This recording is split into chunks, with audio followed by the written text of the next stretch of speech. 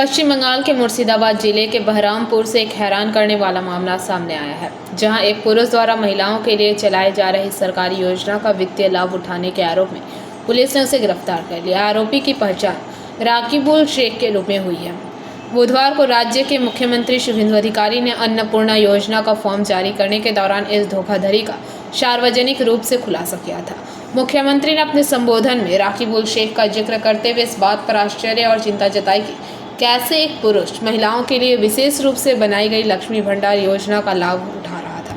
मुख्यमंत्री के इस खुलासे के तुरंत बाद प्रशासन हरकत में आया और पुलिस ने तत्परता दिखाते हुए आरोपी राकीबुल शेख को गिरफ्तार कर लिया। फिलहाल पुलिस इस बात की जांच कर रही है कि आरोपी ने सरकारी प्रणाली में सेंध लगाकर इस धोखाधड़ी को कैसे अंजाम दिया और क्या इस काम में विभाग का कोई अधिकारी या कर्मचारी भी शामिल था।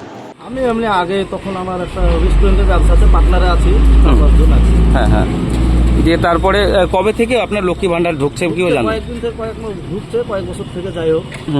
তে তারপরে কিভাবে ঢুকছে আমি নিজেও জানতাম না। আমি বিডিও অফিসে গিয়েছিলাম, বিডিও অফিসে জানানোর পর কোনো রেসপন্স পাইনি। আমি বলতে কোনো রেসপন্স পাইনি।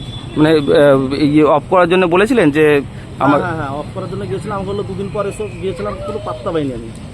মানে আর কে পায় বাড়িতে লক্ষ্মী ভান্ডার? আর কেউ পাই না। আপনার স্ত্রী? আমার স্ত্রী তো পাবে স্বাভাবিক। এই যে আজকে মুখ্যমন্ত্রী যে আপনার নাম করলো, কি মনে ভাবছেন, কিভাবে হলো এটা ঘটনাটা? যেটা হবে সরকার নিয়ম অনুসারে সেটা করতে হবে আর কি।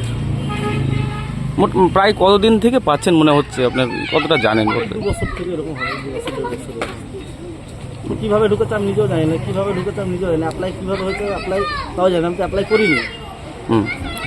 মানে যে অ্যাপ্লাই না করেও পাচ্ছেন, মানে এর জন্য কার কাছে গেছিলেন? এর জন্য দায়ী প্রশাসন, সরকার আর কি। সরকার দেখতে পাচ্ছে না যে একটা ছেলের অ্যাকাউন্টে কিভাবে টাকা ঢুকছে, সেটাও যাচাই করা দরকার ছিল। এখন এই লক্ষ্মীর ভান্ডারটা দুর্নীতি হয়েছে বলে আমার কাছে এখন সবাই। এই যে মুখ্যমন্ত্রী যে আজকে নাম করলো, কতটা খারাপ লাগছে বলে মনে হয়? বিশাল খারাপ, বিশাল।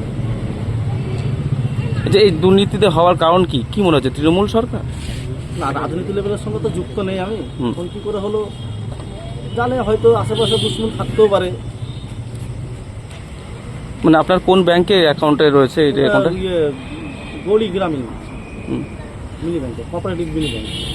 যে কখন জানতে পারলেন যে আপনার অ্যাকাউন্টে টাকা ঢুকছে বা লক্ষ্মী ভান্ডার ঢুকছে? আমি জানতে পেরেছিলাম, সঙ্গে সঙ্গে জানতে পেরেছিলাম আর কি। আমি যখন আপডেট করি প্রায় মাঝে মধ্যে, তখন আমি যাওয়ার পর তখন ব্যাংকেও কিছু বলে না আমাকে আর কি।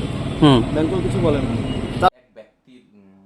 মানে পুরুষ যে লক্ষ্মীর ভান্ডার পাচ্ছিল, যেটা মহিলাদের প্রকল্প আপনার পঞ্চায়েত এলাকায়, এবং পঞ্চায়েতের সামনেই তিনি থাকে, কি বলবেন? হ্যাঁ দেখুন, এটা তো আমাদের কাছে ডেটা থাকে না। এটা যেহেতু দুয়ারে সরকার ক্যাম্পের মাধ্যমে আমাদের ওনারা জমা করেন এবং কিছু হয়তো অনলাইনেও করেন। এবার সেটা তো ব্লক ভেরিফাই করে পাঠায়, তো সেহেতু হয়তো হয়েছে, সেটা আমাদের জানা ছিল না এবং আমাদের আইডিয়ার মধ্যেও ছিল না। একটা আমাদের কাছে কিছুদিন আগে একটা এসেছিলো এরকম, যেটা ভুলবশত হয়তো হয়েছিল। একবারই পেয়েছিলেন উনি, তো সেটা আমরা ব্লকে জানিয়ে ওনার নামটা ডিসকানেক্ট করেছিলাম। এই যে এইসব প্রকল্প লক্ষ্মীর ভান্ডার বলুন বা অন্যান্য যে সামাজিক, সেখানে পঞ্চায়েত প্রধানের কি ভূমিকা থাকে? না, এগুলোতে পঞ্চায়েত প্রধানের ভূমিকা থাকে না। আমরা যখন জানতে পারি যে না এই ডেটে হয়তো দুয়ারে সরকার ক্যাম্প হবে, তখন আমরা সেটা অ্যানাউন্স করিয়ে দিই। যেমন এর ক্ষেত্রে বাড়ি দেওয়ার ক্ষেত্রে পঞ্চায়েত প্রধানের দ্বারা একটা ইনকোয়ারি হয়, সেই সব ইনকোয়ারি কি করেন? না, পঞ্চায়েতের প্রধানের দ্বারা ইনকোয়ারি হয় না।